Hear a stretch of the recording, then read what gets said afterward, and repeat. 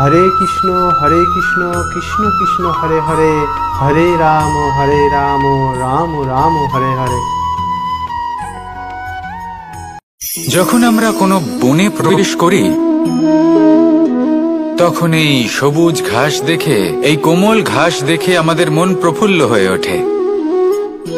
ভিন্ন ভিন্ন প্রজাতির ফুল, ভিন্ন ভিন্ন রঙের ফুল দেখে এই মন আনন্দে ভরে ওঠে। এখানে শিশুরা আনন্দ লাভ করে, বড়রা ভোজন গ্রহণ করেন, কথাবার্তা বলেন, হাঁটাহাঁটি করে বেড়ান।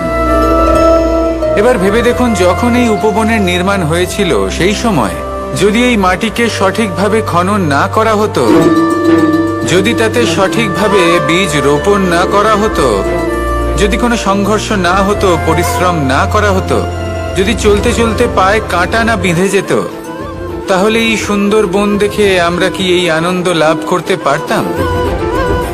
কখনোই নয়। ধরুন কোনো নদীর তটে সুন্দর একটি বন আছে, সেই বনের আনন্দ লাভ করতে গেলে আপনাকে সেই নদী পার করতেই হবে। যদি সুখের নদীর কাছে পৌঁছতে চান, তাহলে তটে যে কাঁটা রয়েছে সেগুলোর সাথে সংঘর্ষ করতেই হবে। এই সংসারে যদি আপনি সুখ লাভ করতে চান, তাহলে সুখ লাভের এই যাত্রা শুরু করতে হবে সংঘর্ষ দ্বারা। তাহলে সংঘর্ষকে স্বাগত জানান, এর পেছনেই সুখ রয়েছে যা আপনার জন্য অপেক্ষা করছে। এবার হাসুন আর আমার সাথে ভালোবেসে বলুন, রাধা রাধা। আপনি কখনো কাউকে পর্বতে আরোহণ করতে দেখেছেন? বা আপনি কখনো নিজে কোনো পর্বতে আরোহণ করেছেন? করে থাকলে আপনি এই বিষয়ে অবশ্যই জানবেন যে যখন আমরা শিখরের দিকে এগোই, ওপরের দিকে এগিয়ে চলি, তখন আমাদের একটু ঝুঁকে পথ চলতে হয়।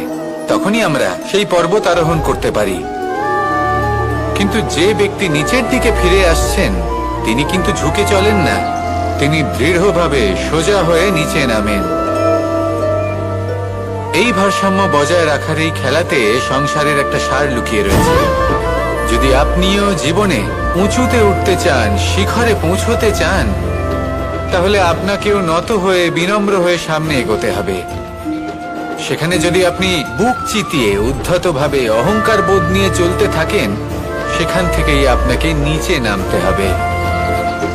কোনো ব্যক্তি তার বিনম্র স্বভাব দেখেই বোঝা যায় যে সেই ব্যক্তি সাফল্যের শিখর দেশে আরোহণ করছে নাকি নিচে তথা খাদের দিকে যাত্রা করছে। তাই সবসময় বিনম্র থাকুন, শ্রেষ্ঠ কর্ম করুন, পরিশ্রম করুন, আর আমার সাথে ভালোবেসে বলুন, রাধার। মানুষ একটা অত্যন্ত শ্রেষ্ঠ কর্ম করতে পারেন, সেটা হলো ভুলে যেতে পারা। আর সেটা বরদানের চেয়ে কম কিছু নয়। মানুষকে যখন কোনো কারণে নিজের প্রিয়জনদের থেকে দূরে যেতে হয়, তখন মনে দুঃখ জাগ্রত হয়, তিনি সেই দুঃখকে ভুলতে পারেন। কখনো কোনো সম্পর্ক থেকে যদি দুঃখ পেয়ে থাকেন, তখন সেই দুঃখকে ভুলতে পারেন।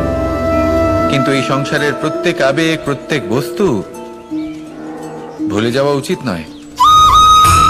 বিশেষ করে আমাদের প্রিয়জন, আমাদের পরিবারের সদস্য, যখন এই সংসার থেকে ওনারা চলে যান, তখন যে সৎকর্ম ওনারা করেছেন, যে প্রেরণা ওনারা আমাদের প্রদান করেছেন, কখনো ভুলে যাওয়া উচিত নয়।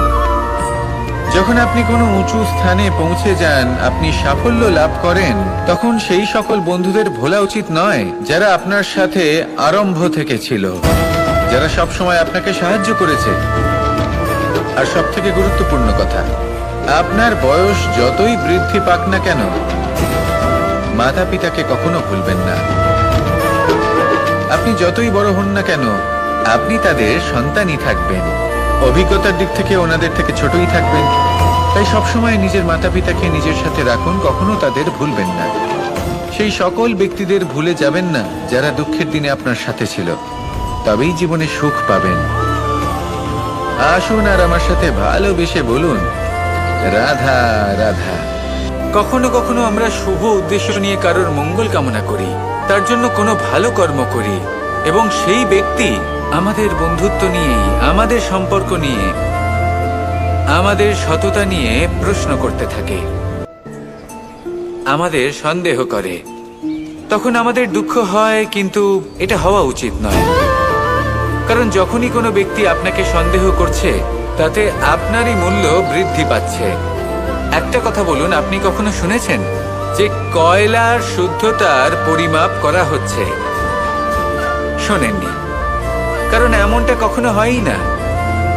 শুদ্ধতার পরখ শুধুমাত্র সোনার ক্ষেত্রে করা হয়। যখন এই সোনা এই পরীক্ষায় উত্তীর্ণ হয়, তখন সেই সোনা কতটা মূল্যবান সেটা সংসার জানতে পারে।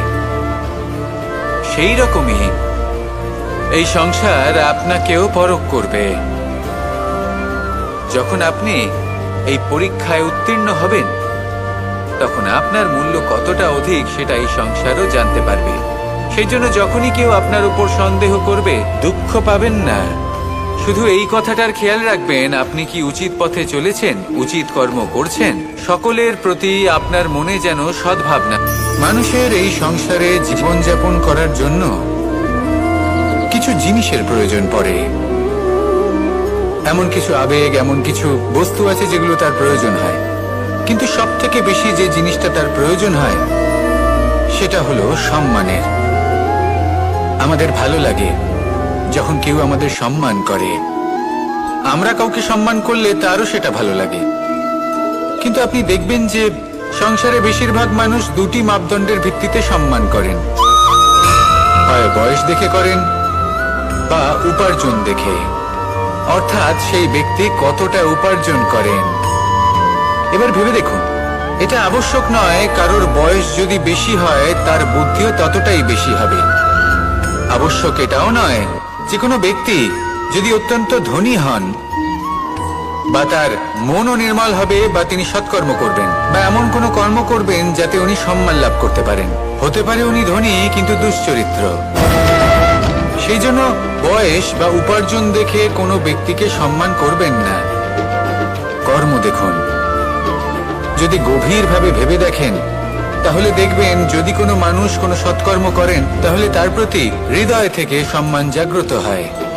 এটাই হলো সেই সম্মান যা অর্জন করতে হবে। বয়স আজ আছে, কাল আরো বৃদ্ধি পাবে। উপার্জন আজ আছে, কাল সেটা কমে যেতেও পারে। কিন্তু যদি আপনি নিরন্তর শুভকর্ম করতে থাকেন তাহলে আপনি মৃত্যুর পরেও অমর হয়ে থাকবেন। আসুন আমার সাথে ভালোবেসে বলুন, রাধা। মানুষের জীবনে স্বচ্ছতার একটা আলাদা গুরুত্ব আছে। যদি আপনি নিজেকে স্বচ্ছ রাখেন তাহলে আপনার নিজেরও ভালো লাগবে, সামনের ব্যক্তিরও ভালো লাগবে, একটা অন্যরকম প্রভাব পড়বে। কিন্তু একজন শ্রেষ্ঠ ব্যক্তি কিভাবে হয়ে ওঠা সম্ভব? যার মধ্যে গুণ আছে, শিক্ষা আছে, শুভ চেতনা আছে, যিনি সৎকর্ম করেন। কিভাবে হব সেই ব্যক্তি যার মধ্যে জ্ঞান আছে? শুধুমাত্র স্বচ্ছ থাকলে তো তা হওয়া সম্ভব নয়। প্রথমে আপনাকে বুঝতে হবে যে মানুষের মধ্যে চারটি মূল তত্ত্ব আছে। প্রথম হলো তার শরীর, যার দ্বারা উনি যে কোনো কর্ম করে থাকেন। দ্বিতীয় তত্ত্ব হলো তার মন, যার দ্বারা কোনো কর্ম করার জন্য সে নিজেকে প্রেরণা দিতে থাকে। তৃতীয় তত্ত্ব হলো বুদ্ধি, যে কর্ম আমরা করতে চাই, যে লক্ষ্যে আমরা পৌঁছতে চাই, সেটা আমরা কিভাবে কোন পথে করব সেটা স্থির করা যায় বুদ্ধি দিয়ে। আর চতুর্থ তত্ত্ব হলো আত্মা। আত্মা হলো এমন এক তত্ত্ব যার কোনো সমাপ্তি নেই। আত্মা হলো অজয়। কিন্তু এরও শুদ্ধিকরণের প্রয়োজন হয়। এই চারটি তত্ত্বের শুদ্ধিকরণ করতে থাকুন, এদের নির্মল রাখুন, শুদ্ধ রাখুন। এবং এটা কিভাবে হবে? শুভ চেতনা দ্বারা, জ্ঞানের দ্বারা, এবং সব থেকে বেশি গুরুত্বপূর্ণ প্রেমের দ্বারা। আসুন আমার সাথে ভালোবেসে বলুন, রাধা। মানুষের জীবনে উন্নতি লাভ করার জন্য তিনটি স্তম্ভের প্রয়োজন হয়। প্রথম স্তম্ভ শিক্ষা। এই শিক্ষা আমাদের জ্ঞান প্রদান করে। দ্বিতীয় স্তম্ভ ব্যবসা, যার দ্বারা আমরা ধন উপার্জন করি। তৃতীয় স্তম্ভ হলো আমাদের ঈশ্বর, আমাদের ইষ্ট। এনার সাথে যদি আমরা জুড়ে থাকতে পারি তাহলে এমন একটা মানসিক বল আপনি লাভ করবেন যেটা এই সংসারে আর কোথাও পাওয়া সম্ভব নয়। কিন্তু মানুষ অনেক সময় জীবনে এই তিনটি স্তম্ভ লাভ করা সত্ত্বেও সামনে অগ্রসর হতে পারেন না। তখনও জীবনে কঠিন পরিস্থিতি আসতেই থাকে। এমনটা ঠিক কেন হয়? কারণ সে জীবনে এই 3টি স্তম্ভ লাভ করে নেয়, জীবনে প্রয়োগও করে, কিন্তু তার ভিতের কথা সে ভুলেই যায়। যেমন প্রথম স্তম্ভ অর্থাৎ শিক্ষা। এই শিক্ষার আধার হলো শুভ চেতনা। যদি অন্তরে শুভ চেতনা না থাকে তাহলে এই শিক্ষার কোনো গুরুত্ব থাকে না। দ্বিতীয় স্তম্ভ ব্যবসা। পরিশ্রম করে উপার্জন করতে হবে, এই কথাটা আমরা সবাই জানি এবং সবাই চেষ্টাও করি, কিন্তু ব্যবসা করতে করতে আমরা এটা ভুলে যাই আমাদের ব্যবহার কেমন হয়ে পড়েছে। এই ব্যবহার যদি শুভ হয়, তা এই সংসারের একটা নিয়ম আছে, বা বলতে পারেন লোকে তাই বলে, যে শক্তিশালী হয় সে শক্তিহীনকে নত করে দেয়। এমনটাই হয়, তাই না? আবশ্যক নয়, কখনো কখনো এমনও হয় একজন অসমর্থ ব্যক্তি সমর্থ ব্যক্তিকে নত করে দেন। এটা সম্ভব, এও হতে পারে। আর এটা তখন হতে পারে যখন তার মধ্যে ভালোবাসার শক্তি থাকে। ভালোবাসার শক্তি এই সংসারে সবথেকে বড় শক্তি হয়। এই ভালোবাসার শক্তি দ্বারাই নির্ধন সুদামা আমাকে দিয়ে নিজের পা ধুইয়ে নিল, কিছু না বলেই, কিছু না চেয়েই। এই কর্মের আধার ছিল শুধুমাত্র ভালোবাসা। খুব শক্তিশালী হয় এই ভালোবাসা। ভালোবাসার শক্তি দ্বারাই আপনি হিমালয় পর্বতকে নত করতে পারেন, তাহলে কি অসম্ভব হতে পারে? এই ভালোবাসার শক্তির সঞ্চার করুন, আর এই ভালোবাসার সাথেই বলুন রাধা রাধা। একদিকে হলো আঙুর আর অন্যদিকে কিশমিশ। দেখতে গেলে এই দুটোই সবারই খুব প্রিয়। শিশু হোক, যুবক হোক বা কোনো বৃদ্ধ ব্যক্তি হোক না কেন। আর দেখতে গেলে এই কিশমিশ, এটা আঙুর থেকেই আসে, তারই অন্য একটি রূপ। কিন্তু কখনো হাটে যান আর গিয়ে জিজ্ঞেস করুন যে এই কিশমিশ আর আঙুর, এই দুইয়ের মধ্যে অধিক মূল্য কার? আপনিও নিশ্চয়ই জানবেন যে কিশমিশের মূল্য আঙুরের থেকে অনেক গুণ বেশি। এবার এরকম কেন হয়? এর পেছনে কি কারণ থাকতে পারে? একদিকে হলো সেই আঙুর যা টাটকা অবস্থায় গাছ থেকে পেড়ে খাওয়া যায়, আর অন্যদিকে হলো কিশমিশ যাকে মাসের পর মাস রোদে ফেলে রাখা হয়। একদিকে আঙুর যা কিনা অত্যন্ত রসালো, আর কিশমিশে কোনো রসই নেই। একটি হলো অত্যন্ত কোমল এবং সুন্দর, অন্যটি অমসৃণ এবং তাতে বিন্দুমাত্র সৌন্দর্য নেই, তাও তার মূল্য বেশি। এইসব কেন হয়? এই কারণেই হয় কারণ সেই আঙুর অনেক মাস পর্যন্ত রোদ সহ্য করে থাকে, কষ্ট সহ্য করে থাকে, তবেই সেই আঙুর কিশমিশে পরিণত হয়।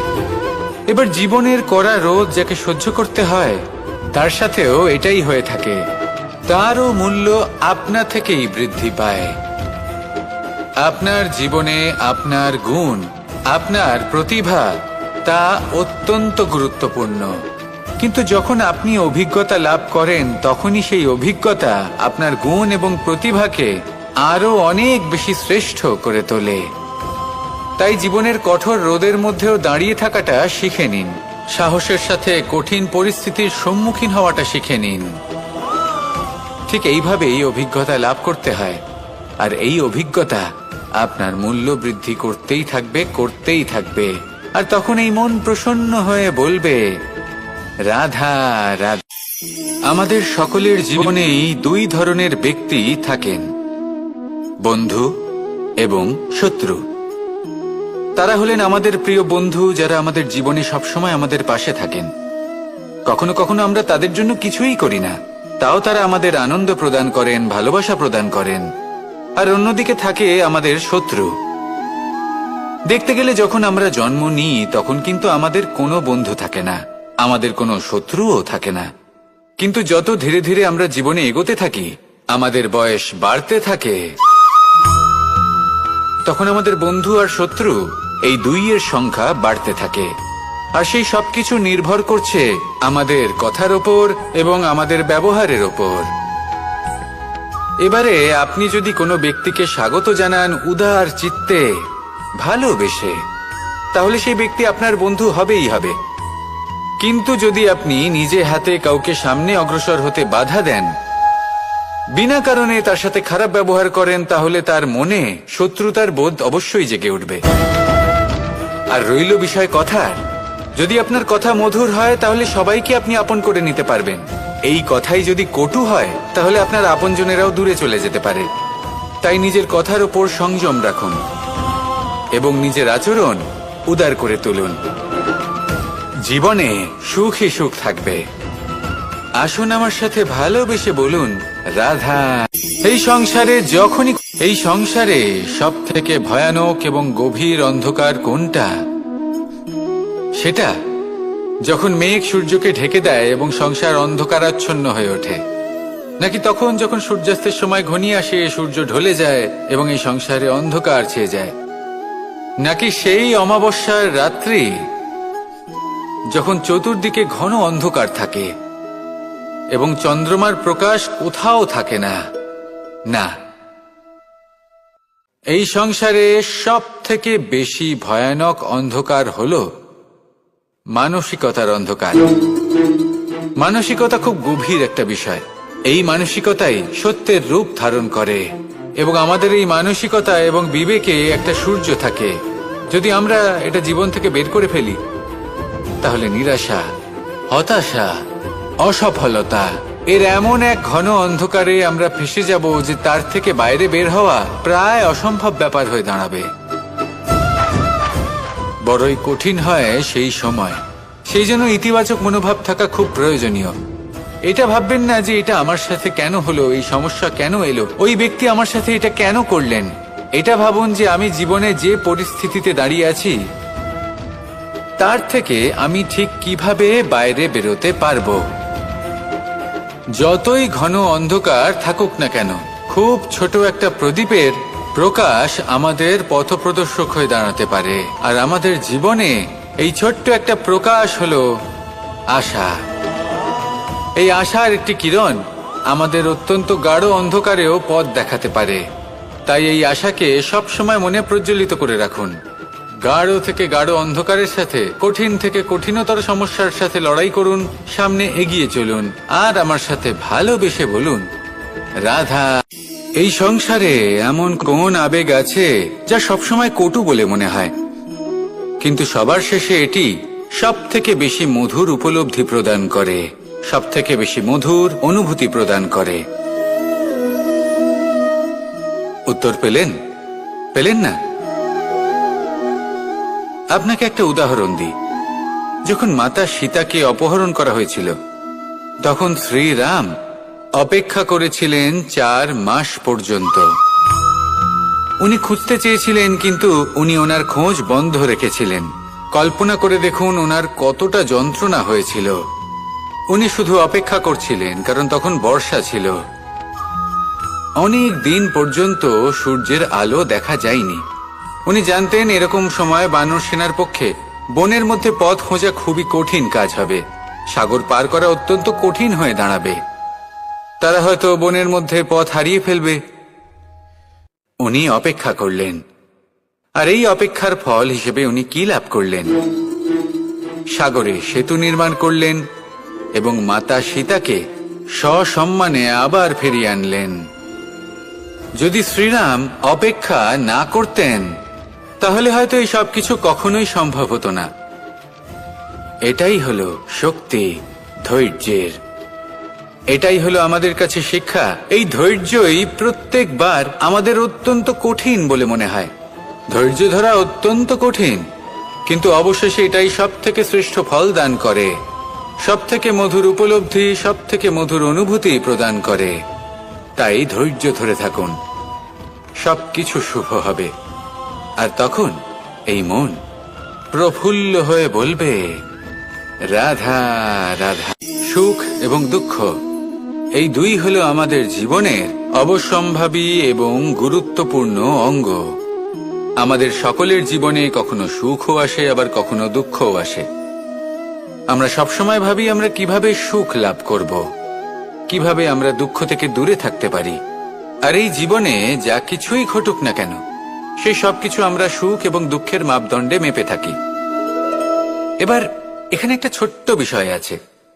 এটা ভেবে দেখতে হবে যে কে আসলে সুখী ব্যক্তি। সুখী ব্যক্তি হলেন তিনি, যিনি নিজের জীবনে নিজের কর্মের বিশ্লেষণ করে থাকেন, সেই বুঝে পদক্ষেপ নেন। উনি কি করতে চলেছেন সেটা উনি জানেন, আর যদি ওনার কোনো দোষ থাকে বা ভুল থাকে তাহলে সেগুলো শুধরে নিয়ে এগিয়ে চলেন। সেই জন্য উনি সুখী হন। অন্যদিকে যে ব্যক্তি দুঃখী, তিনি কি করেন? তিনি নিজের উপর নয়, অন্যের উপর নিজের নজর রাখেন, যে তিনি কি করছেন, কিভাবে কর্ম করছেন। ওনারা অন্যের নিন্দা করেন, অন্যের সাফল্য দেখে ঈর্ষা করেন, ক্রুদ্ধ হয়ে যান, ওনাদের বাধা দিতে চেষ্টা করেন। সেই জন্যই তো ওনারা দুঃখী হন।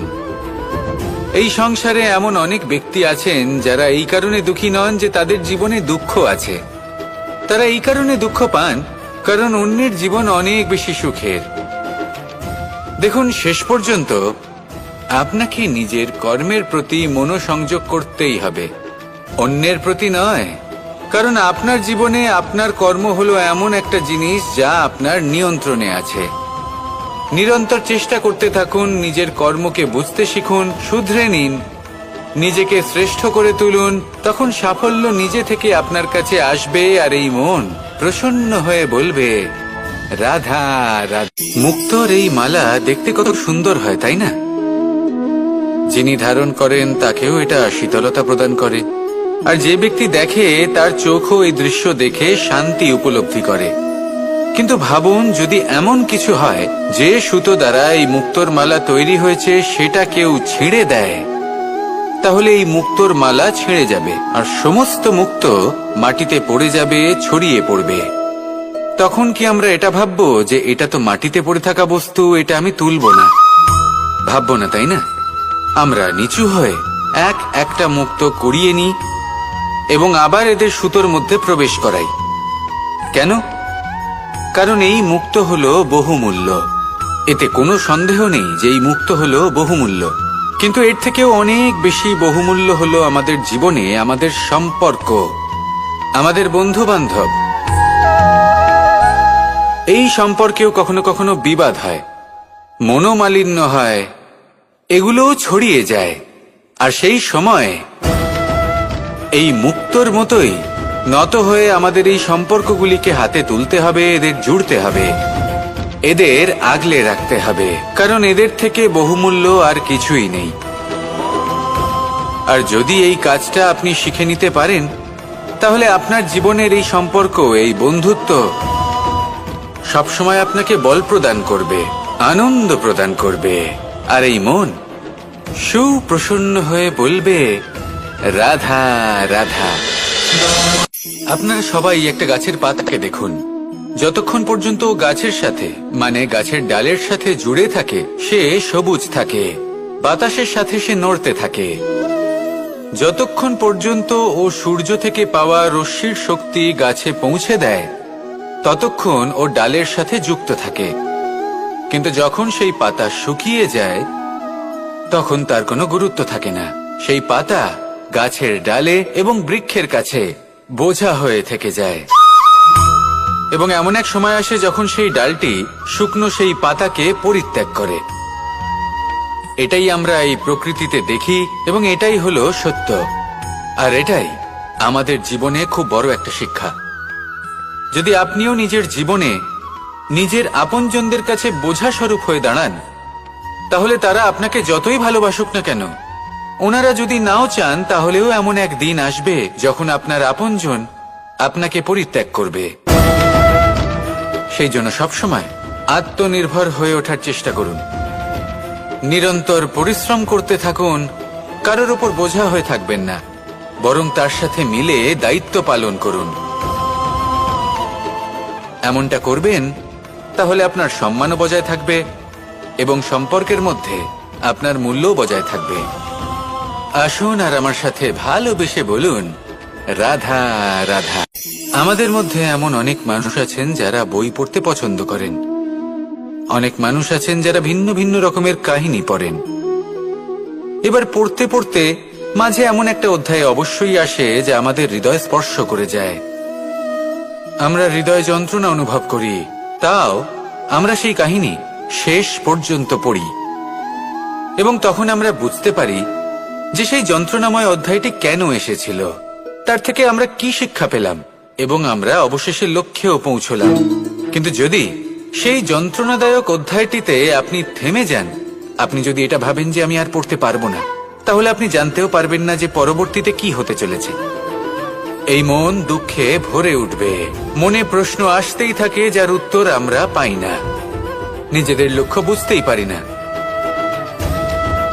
এইভাবেই আমাদের জীবনেও যদি এমন কিছু হয় যা অত্যন্ত দুঃখজনক, যদি এমন কোনো কঠিন অধ্যায় আপনার জীবনে আসে, থামবেন না। তা হলো আপনার জীবনের কাহিনীর একটি যন্ত্রণাদায়ক দুঃখজনক অধ্যায় মাত্র। শেষ পর্যন্ত এই কাহিনীতে টিকে থাকুন, কর্ম করতে থাকুন। আপনি বুঝতে পেরে যাবেন যে এই কঠিন পরিস্থিতি আপনার জীবনে কেন এসেছিল। আপনি শিক্ষাও লাভ করবেন এবং লক্ষ্যও লাভ করবেন। আসুন আমার সাথে ভালোবেসে বলুন, রাধা রাধা। আশা এবং বিশ্বাস মানুষের জীবনের দুই অমূল্য স্তম্ভ। এটাই হলো ঢাল এবং এটাই হলো অস্ত্র। এটাই আমাদের রক্ষা করে এবং এটাই আমাদের জীবনের পথ প্রশস্ত করে। কিন্তু ছোট একটা সমস্যা আছে। এবার যদি আপনি বটবৃক্ষের থেকে এই আশা রাখেন যে এ আমাকে ফল দেবে, তাহলে সেই আশা ভঙ্গ হওয়াই স্বাভাবিক। আর যদি আপনি বিশ্বাস করেন যে খেজুর গাছ আপনাকে ছায়া প্রদান করবে, তাহলে সেই বিশ্বাসও অবশ্যই ভঙ্গ হবে। তাহলে কি করা উচিত? চোখ বন্ধ করে যে কাউকে বিশ্বাস করার আগে বা যে কারোর থেকে আশা রাখার আগে নির্বাচন করুন যে কার ওপর বিশ্বাস রাখতে চান, কার ওপর আশা রাখতে চান। তবে আমি তো বলবো যে বিশ্বাস করতে হলে নিজের ওপর করুন, যে এই সংসারে এমন কোনো কাজ নেই যা আপনি করতে পারেন না। আর শুধু কর্ম করতে থাকুন আর ভরসা রাখুন ঈশ্বরের ওপর, যে উনি আপনার কর্ম দেখবেন আর আপনাকে আপনার কর্মফল অবশ্যই দেবেন, আপনাকে সাফল্য দেবেন। যদি আপনার বিশ্বাস অটল হয়, নিরন্তর পরিশ্রম করেন, তাহলে ঈশ্বর কখনোই আপনার আশা ভঙ্গ হতে দেবেন না। আসুন আর আমার সাথে ভালোবেসে বলুন, রাধা। যখন মানুষের মৃত্যু হয় তখন কি হয়? অনেক সংখ্যক মানুষ শোক পালন করতে চলে আসেন। যে ব্যক্তি মৃত্যু লাভ করেছেন তার অনেক বস্তু থাকে যেগুলো তার প্রিয়, যেগুলো তিনি ব্যবহার করেছেন। তার শয্যা, তার বস্ত্র, তার আভূষণ সবকিছু তার থেকে বিচ্ছিন্ন করা হয় এবং খালি হাতে তাকে শ্মশানের উদ্দেশ্যে রওনা করা হয়। আমি আপনাকে এই প্রশ্ন করতে চাই, আপনি এই সংসারে কি অর্জন করেছেন? ধন সম্পত্তি, বস্ত্র, আভূষণ, এই সবকিছু যে আপনি অর্জন করেছেন, আপনার মৃত্যুর পরে তা আপনার থেকে দূর হয়ে যাবে। এর উত্তর হলো একটাই, আপনার কর্ম। শুধু সেটাই আছে যা একান্ত আপনার, আর শুধু সেটাই এই সংসার থেকে চলে যাওয়ার পরেও সংসারেই জীবিত থাকবে।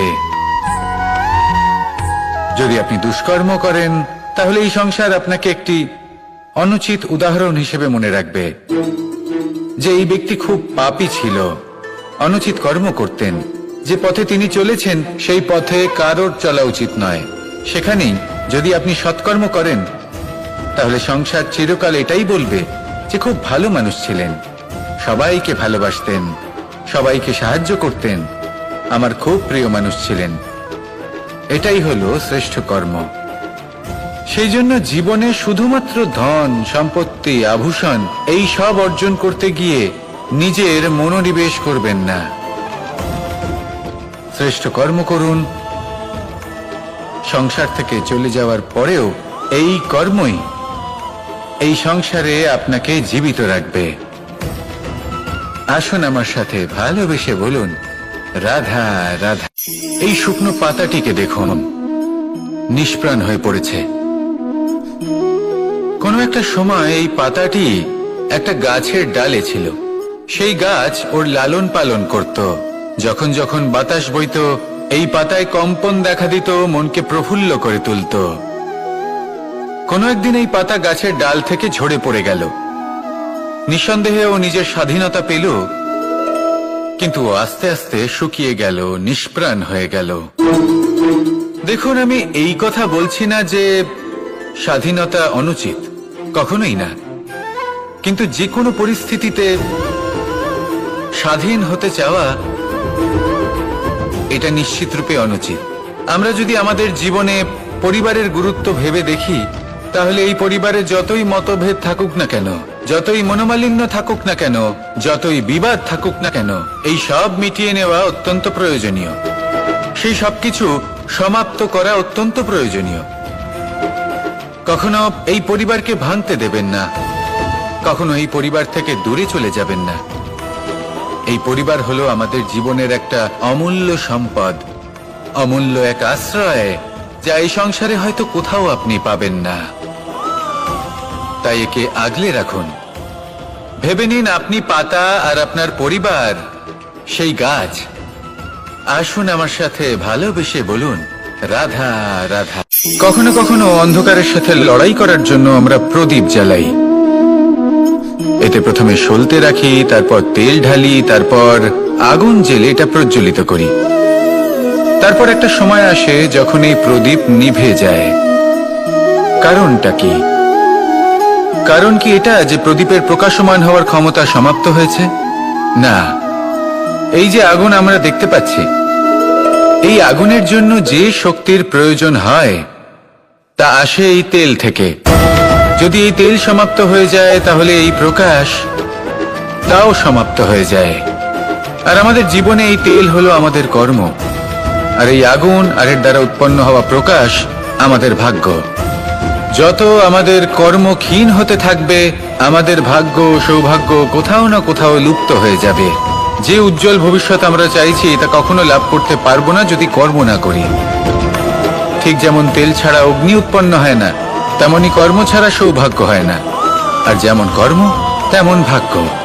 তাই সবসময় কর্ম করতে থাকুন, কর্ম করা থামাবেন না।